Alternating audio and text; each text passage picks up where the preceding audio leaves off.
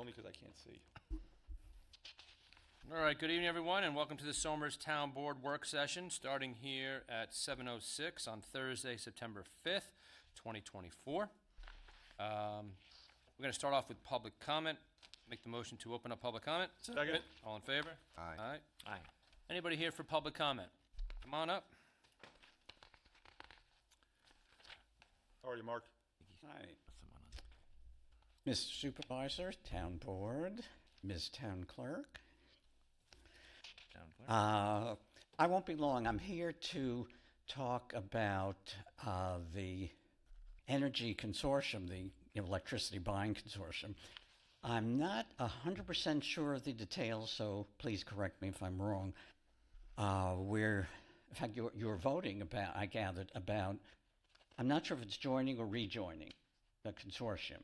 And the way I understand it is that all the other towns but Somers have joined. By joining, you don't lose anything, you only gain, because that gives you a choice of whether you want renewable energy or not. If the town does not join, the way I understand it, we do not have the choice. And it just seems simple to me that since it's not costing the town anything, it's not costing us anything, it's giving us a choice about whether we want to choose renewable energy. And I said, from my understanding, it sounds like something we should do. Just personally, I've been very happy that the town has joined the other northern Westchester towns to enter purchase agreements to get a cheaper rate than NYSEG. I have been part of that for many years, and I do appreciate that. I also, and I don't think this is affected, I also, I'm in the Westchester, I think it's Sustainable Westchester Solar Power Farm, which a lot of people don't know about. They've got a farm upstate, I think in Olean, and you can buy a theoretical share of it, so your energy comes from that source, and whatever you buy from that source, you get a 10% rebate on your bill, and they let you know every year, every month. It's not a huge amount sometimes by the month, but over, I don't know how many years, it's not that many. According to them, I have saved, I think $500 or $600, so I would recommend that to everybody. Just one final thing. The amount may not seem like a lot, especially since we have such energy efficient appliances and lights. I've even gotten into the habit of leaving lights on after growing up with my father saying, turn the lights off the minute you leave the room. But some of us have electric houses, electric heat, including me and my two neighbors, and I think most or all of Heritage has, or at least some, have electric heat. And then it really starts adding up. So that's really all I want to say, is that I would urge you to vote in favor of, again, if I've got it right, joining the consortium so we can have the choice about renewable energy, because a lot of people do want to cut down on emissions and hope for a cooler planet. Thank you. Thank you. Thank you. Anybody else here for public comment? No? Okay. Then I'll make the motion to close out public comment. Second. All in favor? Aye. So moved. All right, now off to the topics here for town board. Give a town board update. I just want to take this moment to remind all of our Somers residents that election season is in full swing. Our mailboxes are full of campaign mailers. TV is filled with wall-to-wall political ads, and there are signs all over New York State. The entire campaign process is predicated upon our First Amendment right to free speech. This doesn't mean that we must all agree, but it does mean that we all must respect the rights of our neighbors, friends, to say what they wish and to support whomever they support. Somers is a kind, diverse, welcoming town. I look forward to enjoying the great American tradition of free and fair elections and a spirited, respectful exchange of ideas during the campaign leading up to November 5th. I encourage all my fellow Tuskers to continue to be the very best of Americans and set an example for Westchester by participating in vigorous, lively, civil discourse. And as a reminder, early in-person voting begins right here at the Townhouse on Saturday, October 26th. Well said, thank you. Good stuff. Okay. It's coming. Okay, brings us up to number 2 here. Sustainable Westchester, Community Choice Aggregation Energy Supply Program. We're here to have an update. I know, Dan, you just you came here. If you want to, I'll give you, normally you would call my office and ask to say a few words, but since you're here and if you want to say a few things regarding it, that'd be great. And Mr. Supervisor, I will be myself since I'm an employee of NICEAG. Sounds good, thank you. Sure, and I appreciate you giving me some time. And yes, we didn't follow a sort of regular procedure with this. We noticed that it was on your agenda, and I thought I'd show up in case you had some questions for me. But maybe it would be helpful to just sort of give the quick 1.5 minute overview for folks and fill in some of the gaps that the gentleman most helpfully started to talk about. The program is a municipal aggregate buying program.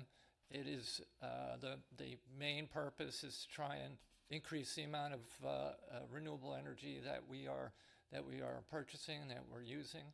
And of course, Sustainable Westchester, as an intermunicipal nonprofit whose mission is to do just things like that, is obviously oriented in that direction and is promoting that. But we also know that there's many factors out there in terms of municipal decisions, but we want to make sure that you have all the information that you need to make these decisions.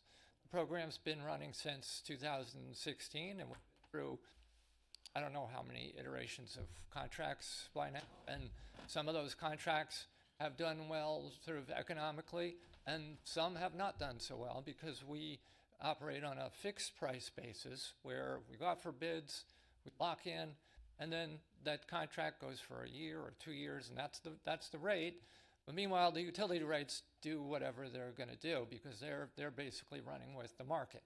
And when you go out to bid, the suppliers are going out into the futures market and they're hedging and they're locking in. But whether or not the world actually looks like that in the next month is not to be known for certain. So in this last contract has not performed well financially, but we still feel it's been a tremendous benefit in terms of driving the amount of renewable energy out there. We've mitigated some 330,000 plus tons of carbon dioxide last year. And of course, nobody knows what a ton of carbon dioxide is. So it's equivalent to taking 70,000 plus cars off of the road for that same year. So it's very impactful. The urgency for making this transition gets more and more apparent as we go by. The storms, the heat waves, the forest fires, they're all there, and it's really not something that we can just wait for the state to come up with a magic solution. So that's why the coming together of all the municipalities to build programs like these, or like the other ones that the gentleman talked about, the community solar and some of the municipal energy work for homes is so critical. So we are coming up on a new contract. Again, these contracts you lock in for a certain period, and as they end, we go out for bids, we make an award, and then people who are enrolled in the contract or who are eligible, as say they just moved in and they're eligible to be in, they'll get a letter which will tell them what the rates are and the term for the next contract, and it'll give them all the information they need. If this looks good to you, you want to stay in, you don't have to do anything. But in order to come out of that, you do have to raise your hand, call us on the phone, or go on the web. There's a simple form to fill out, or there's a card you can drop in the mail, whatever. You have to raise your hand to come out and pop back to utility service if that's your desire. But you have all the options you ever had when the municipality is running this kind of a program.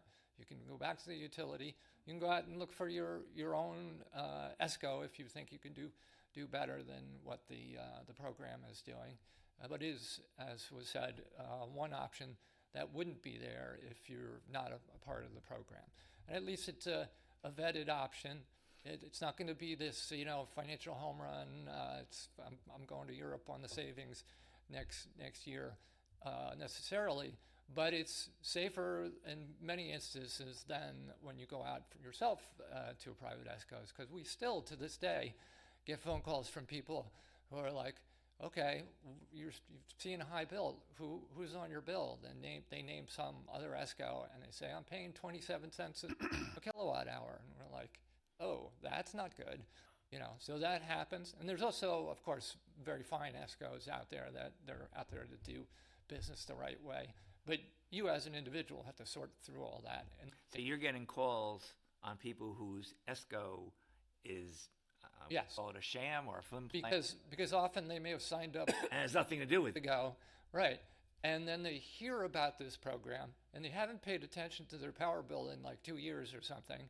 They hear about this program, and then they assume that something's going on, and then that's when they take a look at their bill, and they say, what's going on? They call us, because, it's not easy. It's not for the mere mortals to be able to sort through what's on the bill. So I'm, So, go ahead. yeah, Dan, just to sort of like redirect some of the comments that were made in Yeah. public, there are a couple of towns that don't, are not signed up for this, right? Lewisboro and Mount Kisco, is that Lewisboro and Mount Kisco. Kisco, right? That's correct. Right. Yes. And some others have actually reduced the full renewable energy choice to the half. Yes, North Salem have opted to go with the 50% product, so they're trying to balance things. They want to be sensitive to the rates pressures, and they also don't want to lose all their momentum in terms of what they're doing as a municipality to help with this problem. And so one of the other comments was it doesn't cost more, but it's more expensive to go to this option. Yes, I think in this case I have to correct that. We were doing better up until this last contract, if you want to say it like for the length of the contract. But this one has been tough. We've been behind, 4 or 5 cents in various months, and so that average has gone away, and we're behind, and people are paying more on average to be in the program. It's also a function of the renewable energy market to some extent, right? Because these programs are growing, the demand for energy has gone up, and so the renewable energy certificates that we buy in order to buy that component of the energy has gone from, in the very beginning we were like at 0.6 cents, a little more than half a cent, up to 1.2 cents and 1.8. At one point it was up to 2.7. The state then released a new sort of category of these renewable energy certificates onto the market, and it brought it down so that now we're at about 2.1 cent per kilowatt hour for the renewable component on that. So that's been a factor as well. But not to be confused that you're at 11 cents is the new contract. That's right. 12 cents, right? The 50% renewable product is 11, what do I say, 11.5 or something like that? 11.6? 11.595 Yeah. cents per kilowatt. Yeah, right. And that's, as I say, is the default that North Salem and Pound Ridge have gone for. There is no standard product this year. Why is that? The state decided in their wisdom to issue a regulation which said that if you are going to offer a standard non-renewable product, you can only do so if your price is no more than 5% over the trailing 12-month average of the utility. So there's very few situations where a supplier is going to be able to hit that in this market today. And we've told the DPS that, the principle and the purpose sounds good, but if you are coming out of a low price market and you're expecting the price to go up, you're not going to beat the trailing average, So anyway, they kind of put a very tough constraint around that so that it'd be very, Almost knocked you out of that market.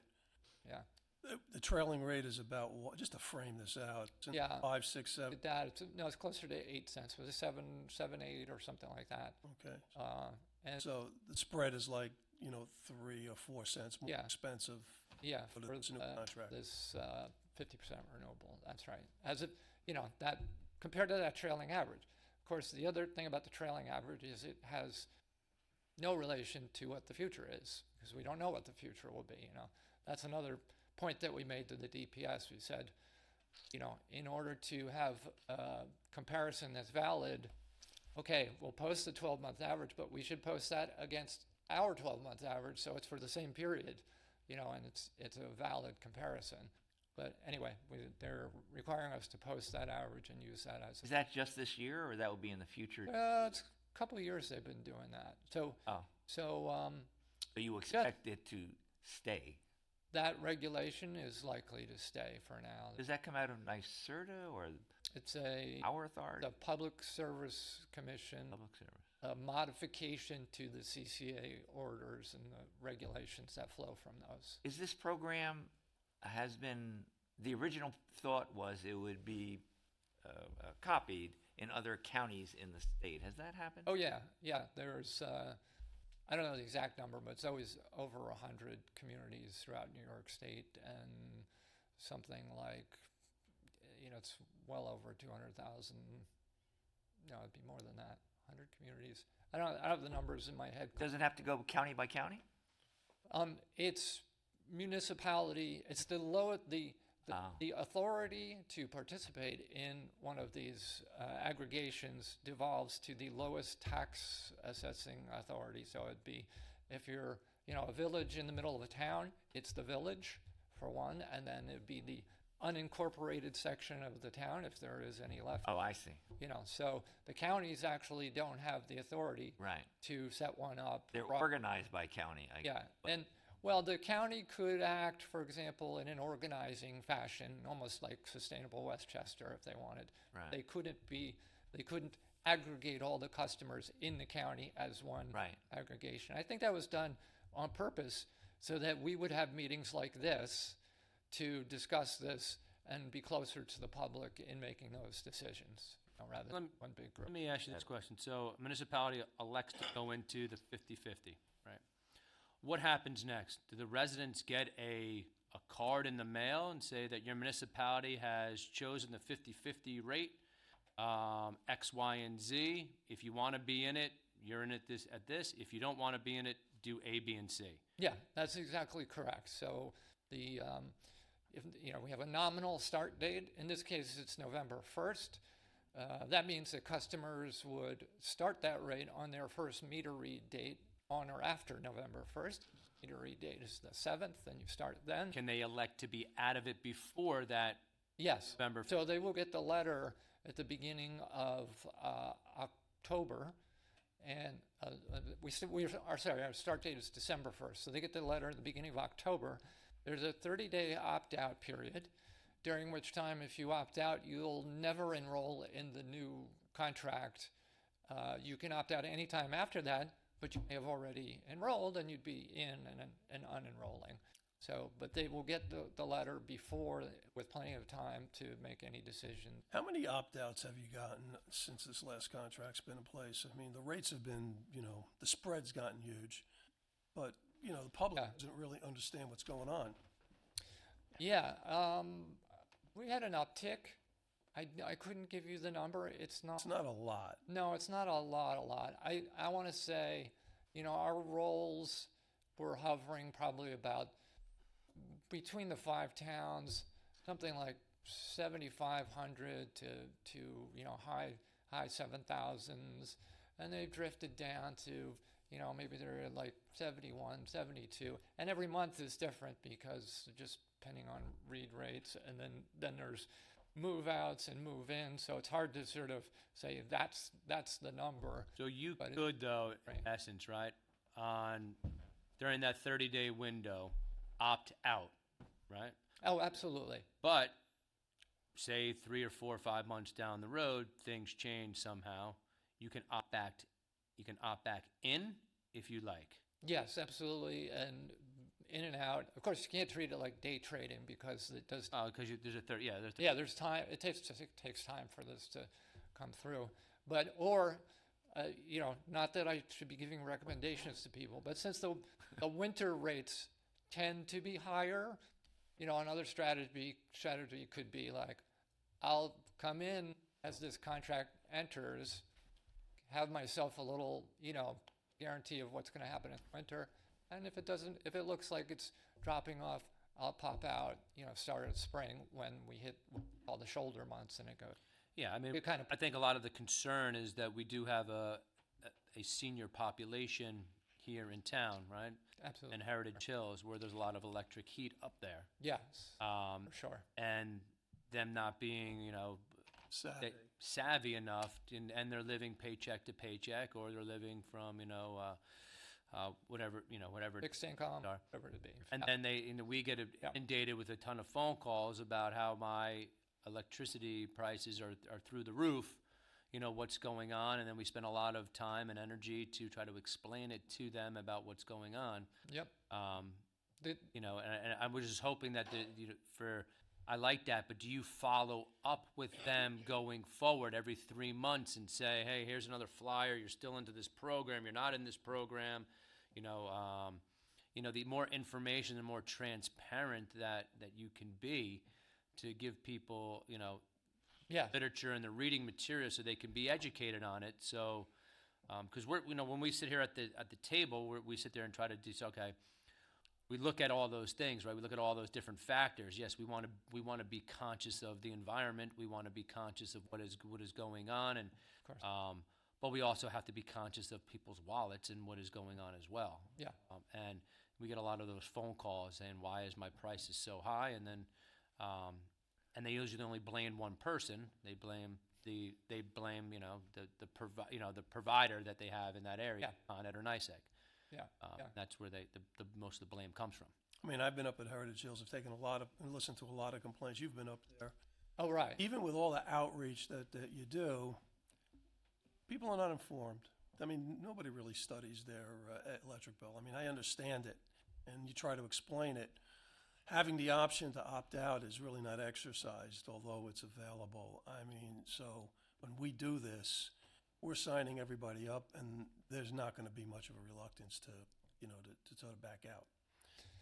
And we don't sit there and promote. I'm not in a job. I don't want to be in a position where I'm forecasting anything. I mean, I look at this right now, No, that's right. Well, none of and it- it was originally past. conceived as getting more value for aggregating your purchases, but we really haven't really achieved that. I mean, has it been bad in the past?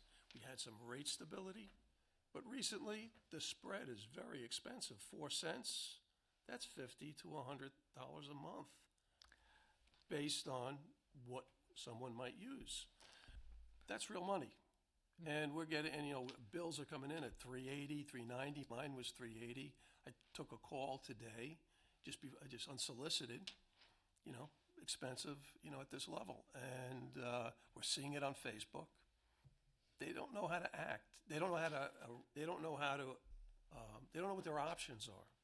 We tell them to call NICEAG, but you got to explain to them to opt out. If they want to opt out, they should call us. It's probably I know. easier Don't know. to do that. Well, we had talked to when Noam Bramson was here. My first question is, what's the average kilowatt use of a home typically in North Salem, Lewisboro? Yeah, I think Anthony had. About 1,000, right? Yeah, 1,000, 1,000. 1,100, something like that. Yeah. So, 4 cents is 40. So every penny month. is $10. Let's call it that, right? Every penny. Right, it's $10. So 4 cents is 40. Yeah. And I used 1,800 to 2,000, and I don't have a huge house, but I had an air conditioner going and a dehumidifier, and some dry. That's expensive. Yeah. So got to throw some of those people out. You got to. well, what happens? They're all living off of you. But up in Heritage Hills Yeah. during the winter, Well, the good news is like we've been to Heritage Hills many, many times, and we were there when the rates went skyrocketing and they came running over, and we enrolled them all. Then when the rates went back down, we came and we offloaded them all, and we go to the men's club in front of them, and have are happy to increase the amount of engagement we do with those. When Noam Bremson was here, my original point, we talked about making everything transparent. And there were some ideas. I don't know if he brought them back to the whatever he got, the board, the office. One is maybe an app that is up to date and gives you all that information right on your phone. Everything today is an app. And maybe right there you can opt out, as you say, so that everything is as easy as possible. Also talked about periodic postcards to people to make sure that they keep up on that. Obviously, every time you mail something, there's a cost to that. Yeah. So how do we limit that cost so it's not just more cost on the program? But I think there are some things, and maybe automated calls, which don't cost very much. People, here's what's happening this month. Here's what you should do if you don't like it. There are some things that can be done, to sort of keep that transparency almost to a daily way, which is how you keep support for any program. Yeah, I don't know if now Heritage Hills has is a private establishment with their own water system, right? They have water bills that go out that this could be included in those. They could arrange it. It is a private system. Yeah. But we're willing to look at all those things. Yeah, I think you should Channels consider it. are considered, and we are intending to up the volume and the flow of these things. It's not likely to include a mailing every 3 months. That we just don't have the funding. No, I understand that, right? Yeah. Outreach is so important. Yeah, right? absolutely. And to keep the residents abreast about what is going on. Because it usually takes people a few months of bills to be like, yeah, they could look back at the bill this month, and like Anthony did, and say, all right, well, my air conditioner was running, right? It was in the 90s. I get it, right? But if you look at it comparative to, a year and a half ago or 2 years ago, we weren't paying anywhere in the 300s. You were paying the 180s, 160s. And that becomes real money in this day and age, especially in the economy that we're in and how we're trending. I just think that, it's hard for us, a lot of times to take a look at this. A decision that should be pretty easy, it becomes more of an exercise for us up here. And I get what, I think, that people, if they want to spend the 50-50 and they want to be in that and they want to pay, $4 and change or so per month, great, right? I mean, that's your money. You do what you want with your money. But there's a lot of people out there who don't understand it, and they don't understand what is going on, and it becomes I think that the most important thing is to get the word out there and to make sure that people do understand it and point them in the right spot to say, hey, listen, call us on the phone. We can take you out of it if we choose to go that way.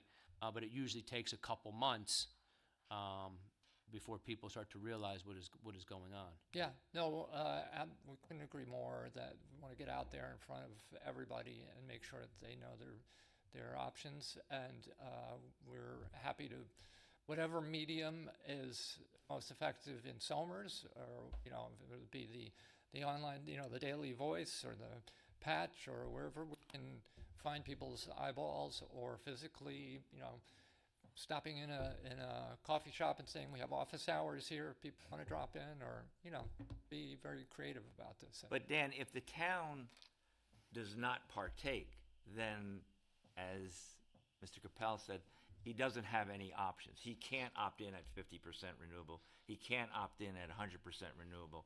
He has no ability in that. Am I correct or wrong? That's right, because it's a municipal authority that allows the establishment of this kind of program. So The municipality can't opt in, or the individual can't opt in? Because I thought you said earlier that the individual does have the option to join their own ESCO. Their own. Oh, their own ESCO. Yes, absolutely correct. Just not yours. That's right. There is an option. But they have that option to join an ESCO. Yes. But it'd be their responsibility to do all the research on the ESCO to make sure that the ESCO that they're going into is the right fit for them. That's right. That's right. And those people who call you, I'm sure they have stories about how not all of them, as you say, are the most reputable. Obviously, there's some who are. But like anything, there's some who aren't. Right. You have to do your own vetting, as I think the supervisors. That's right. So, as I said, schedule-wise, the nominal start is December 1st for this particular contract. Those letters would go out in October.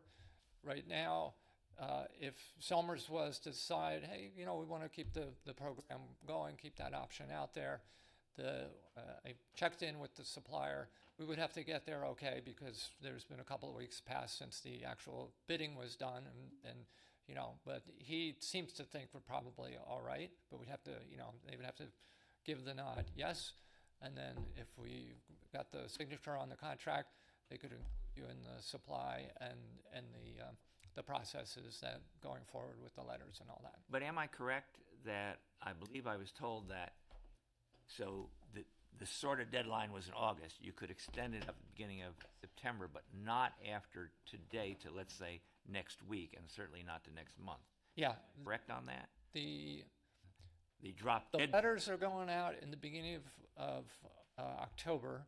We need about 10 days at the printer to prep the printing, get the data together and all that. So you're talking the last week in September that should happen. We also have to submit a municipal filing to the Department of Public Service. It's just a form that says these guys are in, here's the copy of the contract and everything. We've done that for everybody else. We don't exactly they won't commit to how long it takes for them to come back and say, you're good, that filing was compliant. So we need to leave a week or 10 days for that. So we're kind of like, you kind of have to make the decision now to have some faith that we were going to hit all those deadlines. If it went beyond that, the only issue that we see, and I don't know that there's a hard answer to this, but the DPS, the Department of Public Service, if the program is discontinued, they want you to, if you want to restart, they want you to approach it as if it's a new aggregation. Even though you guys have been doing it for 8 years, we would have to go through 2 or 3 months of outreach, and then you'd have to submit all the documentation for that, then do all the sort of the opt-out stuff and all that. So there could be, even if you decided like a month later, we might end up with as much as like another 6-month delay, and then we're in a kind of a weird spot. How long do you anticipate this contract to last? It's a 1-year contract. 1 year? Yeah. Some have been different lengths in the past. Yeah, when we go out to bid, we ask for different terms so we can compare what they're looking like. In this particular case, it all lined up so that the pricing for 18 months and 24 months was enough higher than the 1-year contract. And on top of that, since people wanted to be able to retain some flexibility given the sensitivity around rates and everything, there's an inclination to go with the shorter terms anyway. So it all lined up around 1 year. So it would be December 1st. And I'll just ask one last question. Yeah. Being in, we've talked about it a little bit about being in the program, right, and not being in this. How does that affect some of the grant process when we go to apply for grants? I guess there's a point system, correct? Correct. So can you shed a little bit of information on that as well? Well, for Somers we're going to be different than the other 4 towns because you haven't been in the renewable option as a default. So for the NYSERDA point system, they're accruing points if you're in the renewable supply. That's actually sort of a good thing for you relative to your potentials in that system. Like Lewisboro just picked up $60,000 through that program because of the points they accrue, and the biggest point getter is the CCA participation in the renewable supply, and the 50% and the 100% have different point levels. So the 50% is about 500 points, but the 100% is like another 1,500 points. So what is the value of those points? So it's to say they have a schedule, and if you hit certain point levels, then you get eligible for certain dollars. So the Millions? The No. at Never mind. it also depends on the Well- class. So Yonkers, is pulling in $700,000 as their latest pickup. For our size towns, for 3,000 points, you're getting 50,000. Well, there was a 10,000 level too, so it's cumulative. You're getting 60,000. The next level up is 100, and that's 5,000 points. Now, nobody knows what the points are, but as I said, the CCA can be as much as 2,000 of those points. Then you get, 200 points for training your building inspector on the latest energy codes. You get 200 points for doing a fleet survey. You can get points for all kinds of things that contribute to, bringing your town into a sort of better position. So this is sort of like field hockey rules. No one really understands the whole thing. Certainly So not me. there are points we can get for various things, but we can't get the points. Yeah, so Others are there's getting- significant value Yeah. in that respect for Yeah. participants. Okay. So, when I think through this, its cost and value, with the spreads this wide, if I take, 3 to 4 cents and just, spread that over 5,000 households, 1,000 kilowatts per month, per year, I mean, that gets to the millions of dollars. So that essentially getting spread over the community, to support the program. So when you compare it to the points, I'm saying, well, what am I giving up? It's not even in the same. Yeah, you ballpark. can't look at the points as something as Yeah. related to that in a sense. It's a little extra, Want to do the right thing. yeah. Okay. Okay. Thank you. Appreciate it. My pleasure. Thanks, Dan. Thanks, Dan.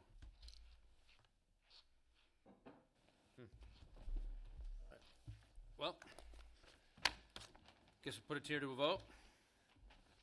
Let me just start by saying, Go ahead. I think that the spread is just too wide and it's too expensive right now.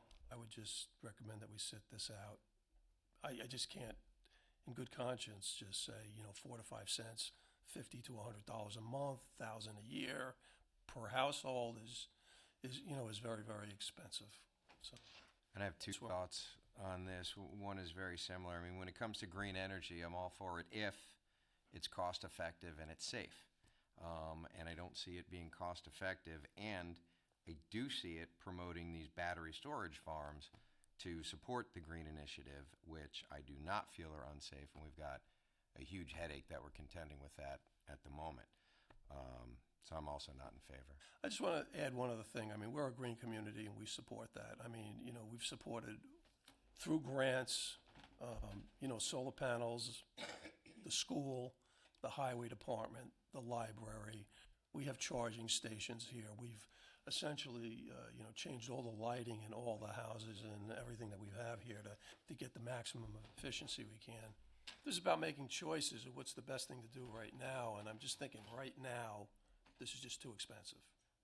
So,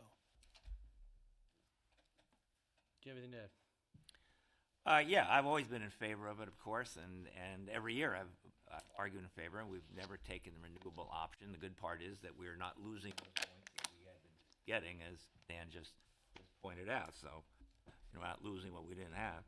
But it's been a good program because as a consumer, I like it that it is fixed, and I do know how to budget it. I know what it's going to be. And I think that the program is good because if someone says, well, I don't want to pay that extra that you're paying for 50% renewable of whatever is going to be 2 or 3 cents or whatever that is a month per kilowatt hour. Good. The beauty of the program is you can opt out, and it should be made as absolutely simple as possible. In fact, I would go to someone's house and help them to do it if that's it, because you don't know someone else's situation, and we should not judge that for it. But and you could say, well, all right, if you're not in this, you could choose an ESCO. But it's like the fellow down the street from me who came to me one day, what can the town do for me? The answer was nothing, because he had been responding to an ESCO, and they said, just give me that number off your NYSEG bill there. You got it, buddy? And then they signed him up for this thing with a teaser rate. He said, oh, great. It's only 3 cents. And then, of course, it went up. after either 30 or 60 days, and he was ended up paying a whole lot more money. And it wasn't illegal because he had given them the permission to do it, but he had not been able to vet it. He's not a dumb guy, but he just, it takes a little while. So I think it's good that people have the option of taking through reputable vetting if they want to be in the 50% or the 100% renewable. And I guess last, as I look at the news every day, there are a few things that get me more worried, I suppose. When you're looking at the warmest year in the planet, the warmest month in the planet, the warmest day in the planet, are all this past year, and I see the effect of it around the world. It'll affect other people more than us in Somers, with droughts in other places, shortages, famines, and everybody has a responsibility to do something. Nobody can do everything, but everybody has a responsibility to do something. You're not here to judge whether you get a hybrid car and reduce, or you start walking instead of driving, or you start turning your thermostat. Whatever it is, there's a lot of things you can do. This is one of the things that you can do that I will do. So those things I do feel passionate about, and it affects the whole world. And I understand people say, well, what difference is it going to make if Somers does it? I mean, this little tiny town, you think we're going to affect the whole world? No, but everybody does it, a piece. It's sort of like driving along the road. You're driving along the road and you're seeing, garbage all over the place. Like, oh my God, this road is disgusting. What is wrong with these people? Then you go, well, I just ate at McDonald's, so what's the difference? Here's another wrapper for you. Throw it out the window. At some point, for me at least, I have to be part of the solution or I'm part of the problem. None of us is perfect. I'm sure I do many things wrong on this, but it is something that keeps me up on night. So yes, I am in favor of this program. Yeah, so here I am, I'm sitting and listening to everybody, and I'm going back and forth, and I'm a little bit torn, right? I mean, Somers has done their part on a lot of stuff to become more energy efficient out there. The EV charging stations, we just passed last year. We did a 30 by 30. 30% of our town-owned, Right.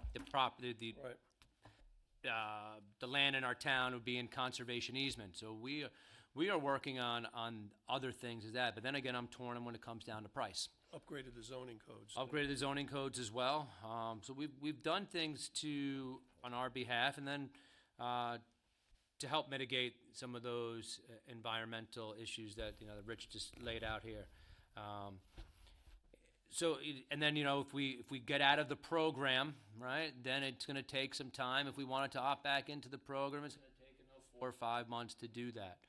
I'm a little bit torn when it comes to that, and I'm kind of lack of a better term, straddling the fence here. But when I also look at it, I know what the town has done, and I've known what we will continue to do. I just look at a lot of it as when it comes down to price, and I just know the exercise that takes place in trying to teach our residents the way about having to get out of the program, and the time and the energy and the phone calls that we get, and the time and the energy that our guys do here as well. I know I have 2 nays here, and we have a yes, but on that, I'm going to be a nay on it, and I just for the certain little bit of things, I just have a hard time when it comes down to price, and in that regard, and I'll just leave it at that. So I'm going to take a vote here. Well, we did, but we didn't make. Make the motion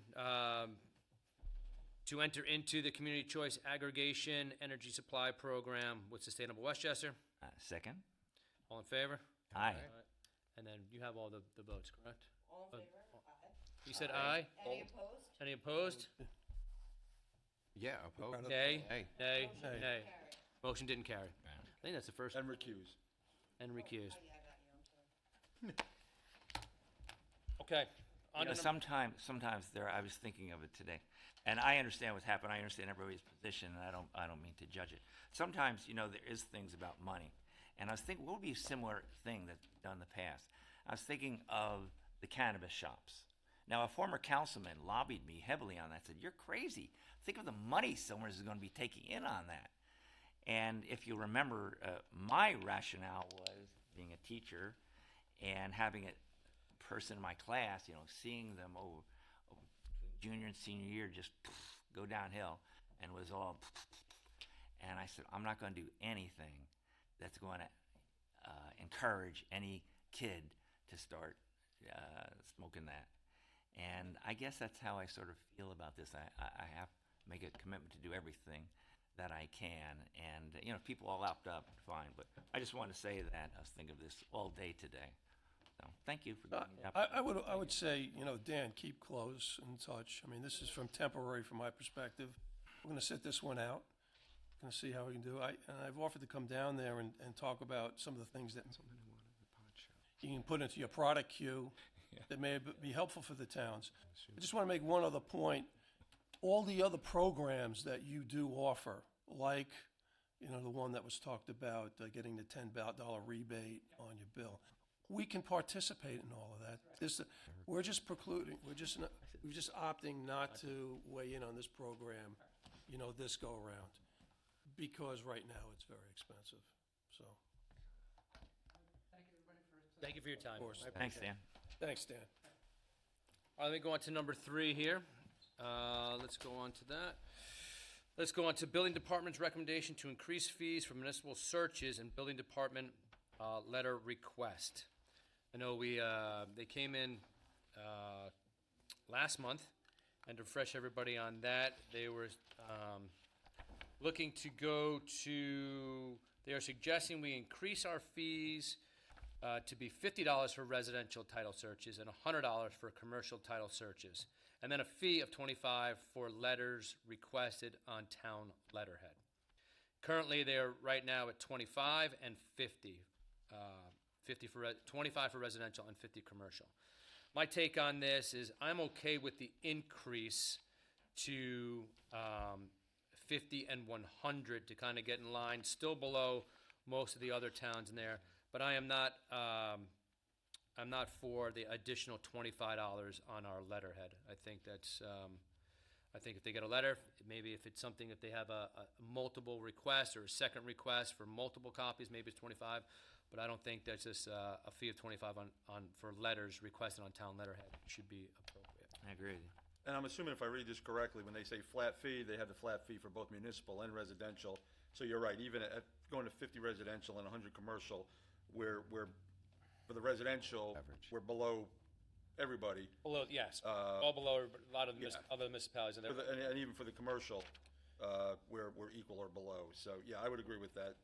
And we went out there, and so they did a search on that, municipal searches, and they looked at 5 other municipalities that are close proximity to us, and they came up with this. So, again, we're still underneath. We're many other towns. But I just don't agree with the $25 for the letterhead. I'm good with that. So I'll make the motion to approve the increases to 50 and 100, but to strike out the $25 fee for letterhead requests. Second. All in favor? Aye. Aye, so moved. Okay, on to number 4, community benefit agreement with Prodigy Athletics LLC. Discussion, Dave, you want to come up for a second?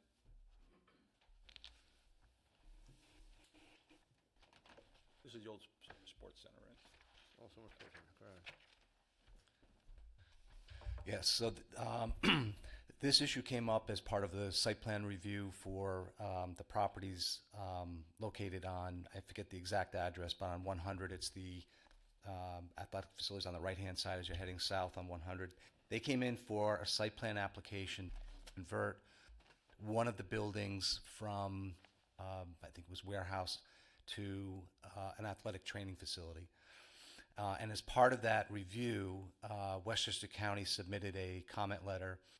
And as part of those comments, they said, well, have you considered including a sidewalk on Long Route 100? And this is kind of the same issue that came up with the Glen Ida storage facility application that you recall. And so the planning board discussed it with the applicant, and I think everybody was in agreement that it didn't make sense necessarily to put in a sidewalk along a limited stretch along 100, but the applicant was willing to provide some funding in lieu of a sidewalk. And so this agreement provides funds to the town so that they could use those monies to enhance pedestrian circulation where it makes more sense. And I think, Rich, you and I, and we talked about it with the board, Yep. that it makes more sense in the Hamlet area. Without a doubt.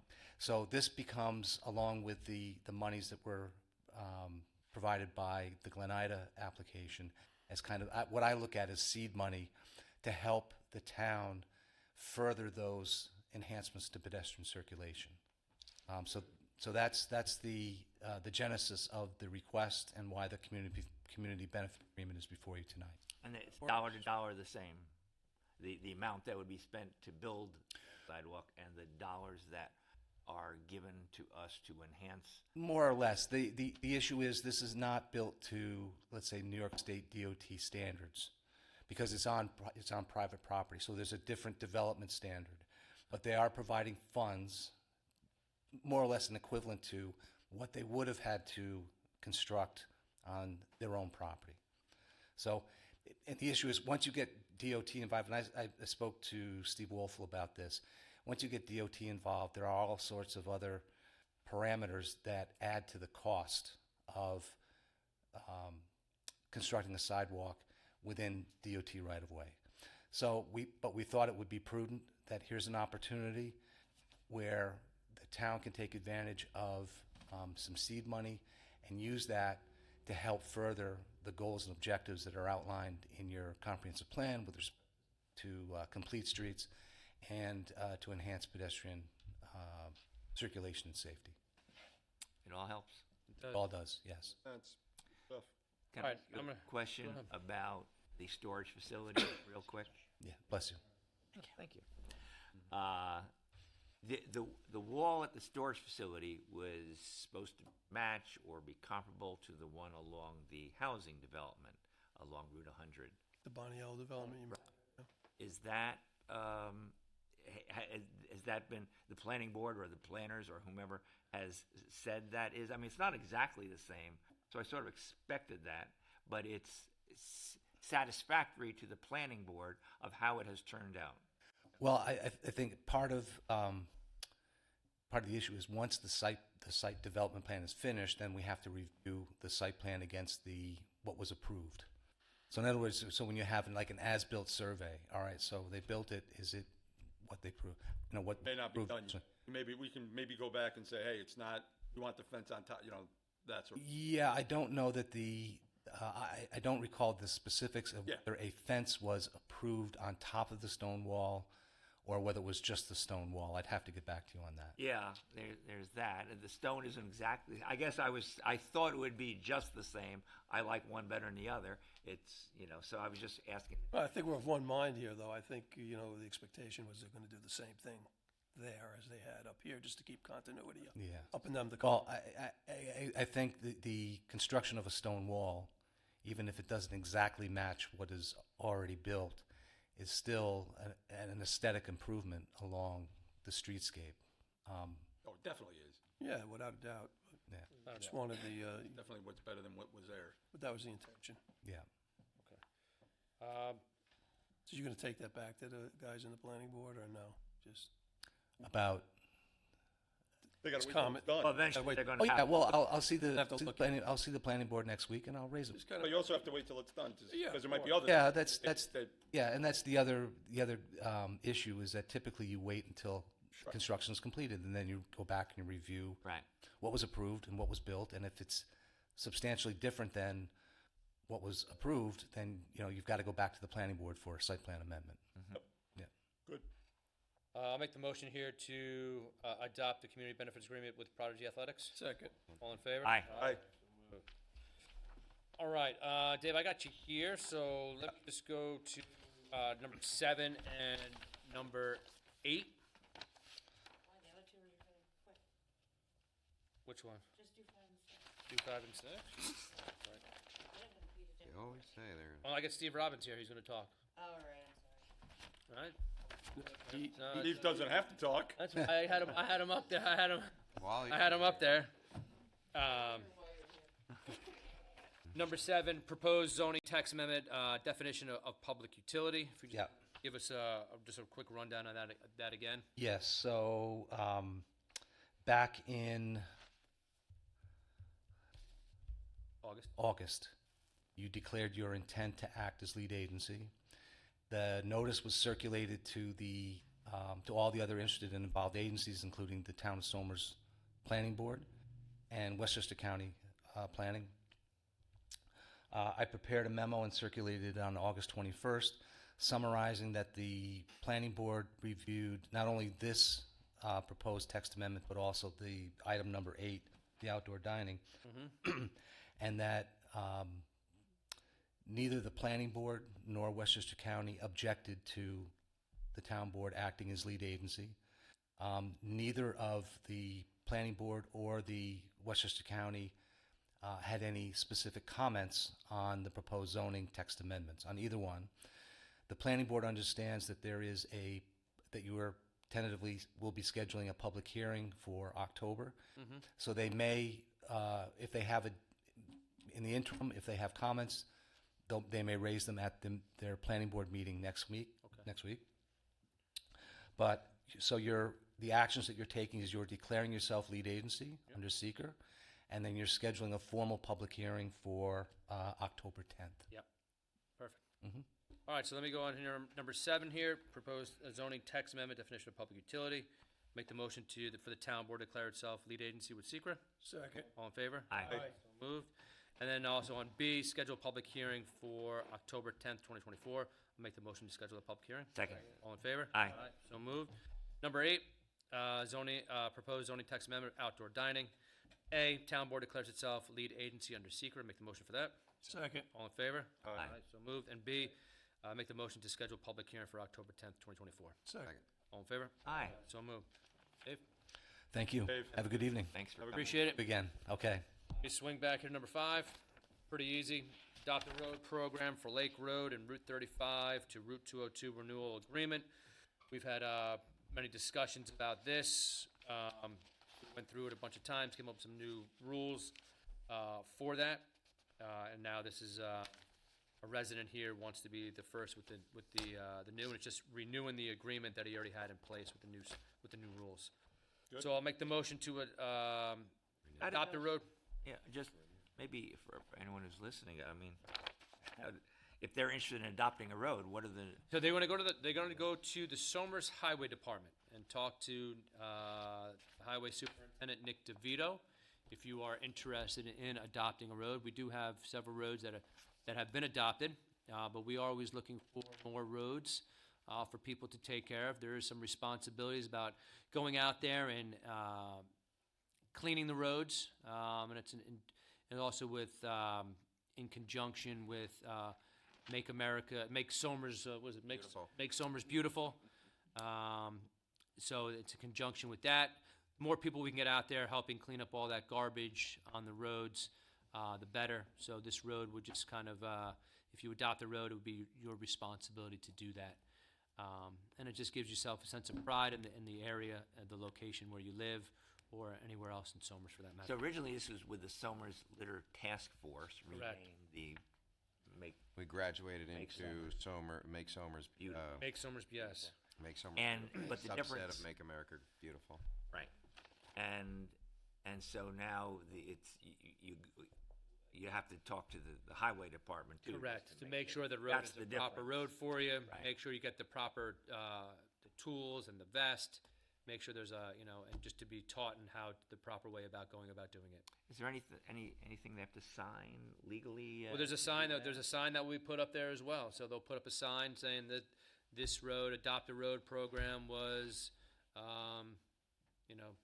Well, I was thinking, family. He has to sign with his signature. yes, there's a contract in place. yeah, I mean, for the liability for the Yeah, town. they probably become under the volunteers, Correct. Right.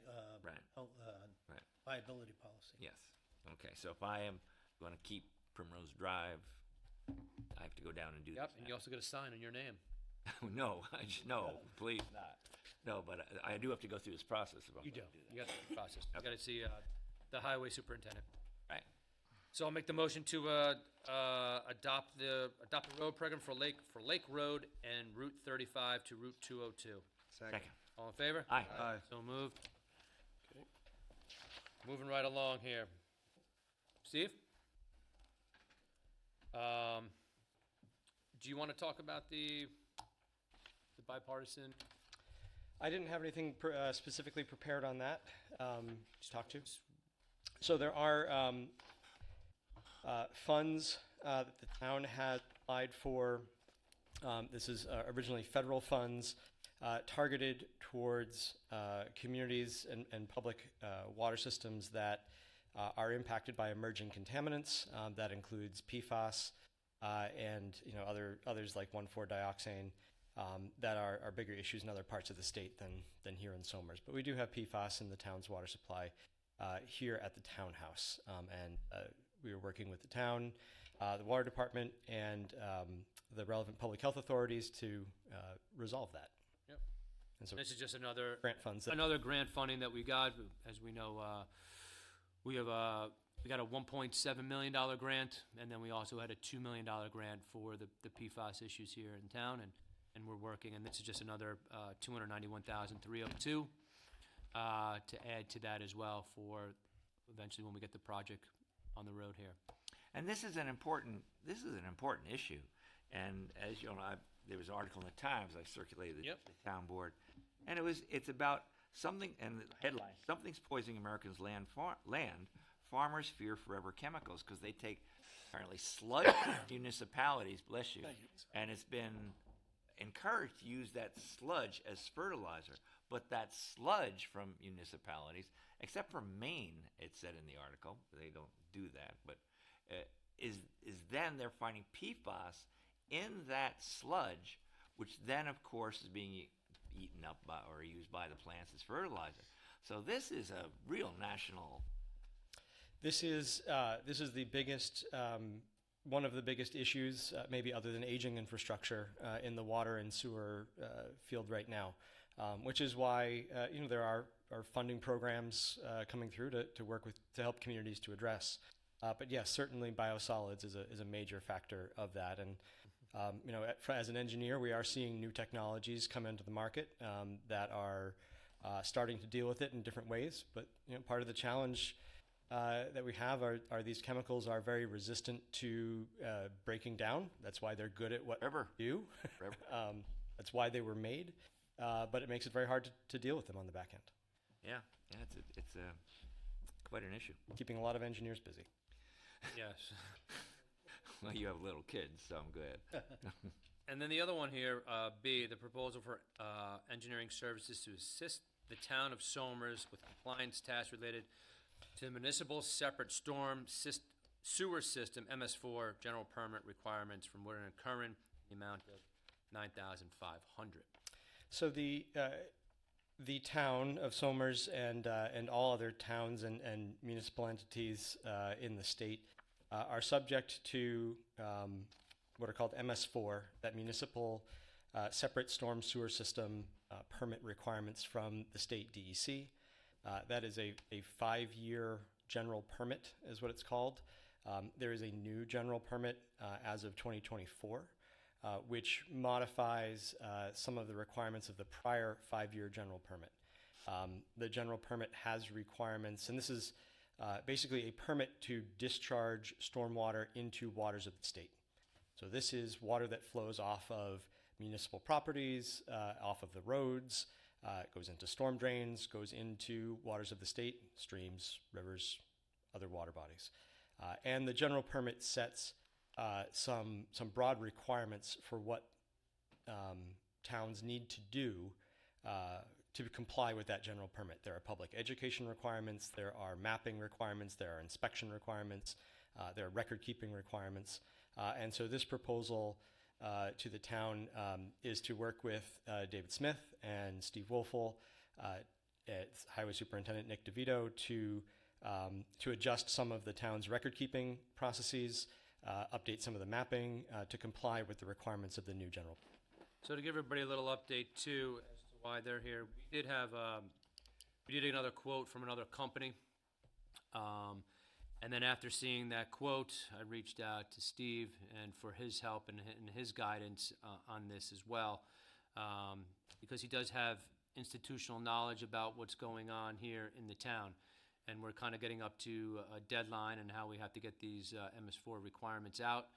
And it would save us, when both came in, right, Woodard and Curran was well under than the other company that sent us the quotes, which I was happy to see, because you do have the institutional knowledge and you do have the experience, and you do have the working relationships, you do know the town, and not having to go back and recreate the wheel and telling another company what's going on in the town of Somers. So when I saw that, that's why we put it on here tonight. So I was glad to hear that.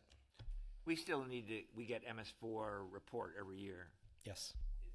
Are you going to give it now, or is it still Dave? That will still be Dave, but we'll set up the procedure. I'm sure he'll be to com- delighted to hear that he still has a responsibility. Always happy to help Dave. yes. Yeah, and the immediate deadline is in October 1st. Interim progress certification that needs to be filed with the state for the town to say this is how we are meeting the requirements of the general permit. So you prepare a report, or is it just a whole bunch of activities and events to comply? It's a bunch of activities and events, and on October 1st we'll file with the state to tell them all of those things that we are doing and have done. So I'll make the motion to acknowledge the acceptance form of the bipartisan infrastructure, and to make the motion for proposal of professional services to assist the town from Woodard and Curran. Second. All in favor? Aye. Aye. So moved. Aye. Was that 2 seconds? I That think was 2 seconds. Well, I was trying to put them on one, but I said it twice. Thank you, gentlemen. Aye, Captain. Thanks, Steve. All right, Parks and Recreation, request permission to execute the KG&D Architect Professional Services proposal for architecture, engineering, planning, and surveying services for the Reese Park Plumbrook Road accessory driveway design in the amount of $81,750, along with an estimate of $40,000 for meetings and permits, agencies, and revisions, and an estimated fee of $25,000 for construction documents and related services per memo dated August 27, 2024, from Steve Rawson, Superintendent of Parks and Recreation. Again, this is to the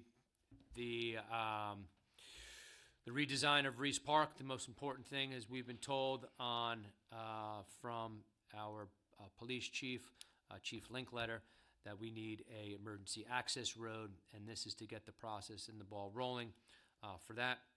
So I'd like to go and make the motion to request permission to execute the KG&D Architects Professional Service Contract. Second.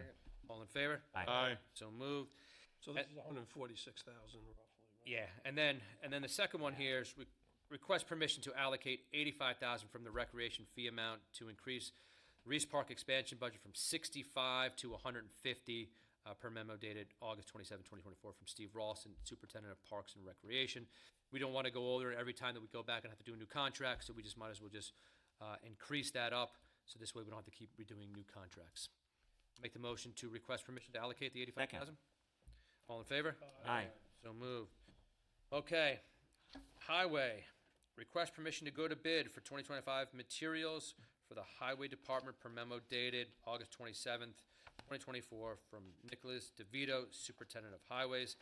I'll make the motion to request permission to go out to bid. Second. All in favor? Aye. So moved. There are some current vacancies, Affordable Housing Board and the Planning Board, also on the Assessment Review Board. And I'd like to make the motion to accept the resignation of Anthony Savaggi, part-time police officer with the Somers Police Department, effective August 23rd, 2024. I want to thank Anthony for his service. I've known Anthony for a pretty long time. He's going to be missed. Great officer.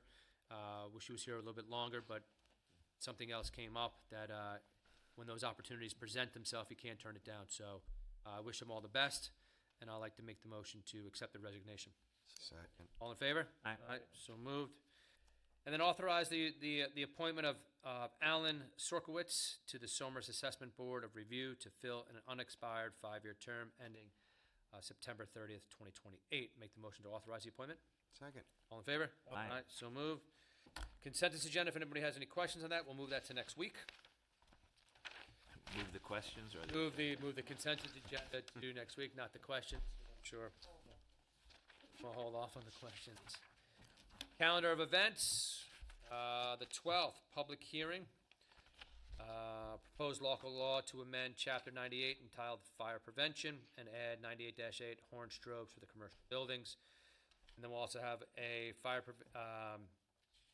the fire prevention to add 98-9 lettering of commercial buildings to the Code of Somers. And then public hearing, proposed local law of Chapter 158 entitled Vehicles and Traffic, 158-6, parking prohibited in designated locations.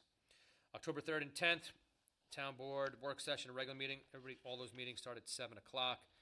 And then on October 23rd and 24th, we have our department budget hearings, which is open to the public if you want to attend. And then November 7th and 14th, work session and regular meeting, both starting at 7 o'clock. Some announcements. Do you have any good fun facts? Sweet. All right. I'm going to try to be quick with this. Somers Energy Environmental Committee is looking for new members to help make our town more energy efficient and sustainable in the 21st century. You can contact the Denise Shermer, the committee secretary, at her office, dshermer@somersny.com. And they meet on the second Tuesday at 7 o'clock every month. Scam phone calls are targeting our seniors. Please be vigilant when it comes to that. If you need to notify someone, notify the county's Department of Consumer Protection right away, 914-995-2155. The first annual St. Joseph Parish Feast that's from September 6th to the 8th, 2024, and that's 95 Plumbrook Road. Rides, food, live entertainment. Westchester County Household Recycling Day, Sunday, September 8th, 9 a.m. to 3 p.m., 1 Charles Point Avenue in Peekskill. Patriot Day Remembrance Ceremony organized by the Somers Historical Society, taking place on Wednesday, September 11th, and that's at 9:30 at Bailey Park. Westchester County's September 11th Memorial Service, that is at 3 p.m. at Kensico Dam in Valhalla. 2024 Farmers Market in North Salem, Saturday, September 14th, Back Street, Croton Falls, New York. There are going to be vendors there, live music. Celebrate Somers, Saturday, September 21st, 10 to 3, Somers Town Center. Activities, food, music as well. Somers Women's Club Annual Autumn Sale. That is on Saturday, September 22nd, 9 to 4, Reese Park. Sorry, that's Sunday the 22nd? It is Sunday. Sunday the 22nd. Thank you so much. Sunday the 22nd. Somers Seniors Program Casino Bus Trip. That is September 26th. Bus departs from Van Tassel at 8 a.m. and returns at 7 p.m. For more information, you can call the Somers Senior Center, 914-232-0807. Westchester Diverse Abilities Job Fair. That is taking place on Wednesday, October 9th, 2024, 10 a.m. to 12:30, Westchester County Center. Westchester County Mobile Shredder is coming back to Somers Tuesday, October 22nd, 10 to 1 at Reese Park. And then again, early voting in New York State will begin prior to the November 5th general election. And the early voting period will be from Saturday, October 26th, 2024, through Sunday, November 3rd, 2024. Wow. That's it. Patty. Okay. So, my fun fact is the Mona Lisa has no eyebrows. People have always wondered why she has no eyebrows, but a engineer solved that mystery because Da Vinci indeed painted her eyebrows, but over the time her eyebrows were eroded due to cleaning, where the point there was no longer visible today. It's good fun. Now I don't know. What do a bulletproof vest, fire escape, windshield wipers, and a laser printer all have in common? I don't know. All of these items were invented by a woman. Good, good. Tomorrow, 6:30, Among Oh, our home opener Somers Tuskers are taking on Ramapo in week 0, a non-league conference title. And they're also dedicating the field to the GOAT, Tony DiMatteo. I think that's Yeah. 5:30. 5:30, I think that starts. Yeah. 5:30 is the 5:30. the ceremony. Come out and root 'em on. Let's go Tuskers. Anybody else? Yeah, speaking of football, good luck. Tonight's the opener for the NFL. May your team make it to the Super Bowl. And a hearty welcome back to school to all the students of Somers, especially the Somers High School class of 28. It's commencing this week. And special congratulations to Morgan Sabinosh, part of that class of 28. Rich? This day in history, on this day in 476, the Roman Empire fell. Oh, they're going to fires along. There you go. All right, on a more sobering thought, everybody's got their school tax bills. They're due at the end of the month. You want to make sure you get them on time so you're not subject to anything else. Just a note, the enhanced star has declined from 1652 to 1586. That's not a town number. That comes from New York State.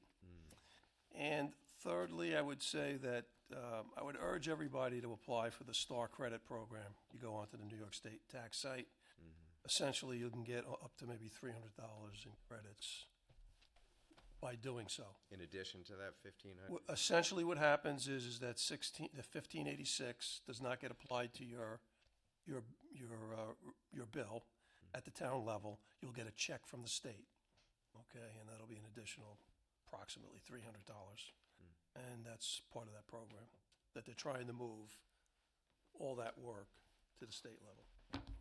Our town assessor is outstanding and has explained this to many people, and she just is great at it. And I want to compliment her on her knowledge of that, about which I do not understand, but she does. So apply for that, and of course, Michelle McCarney is the tax receiver, and she's working very hard right now.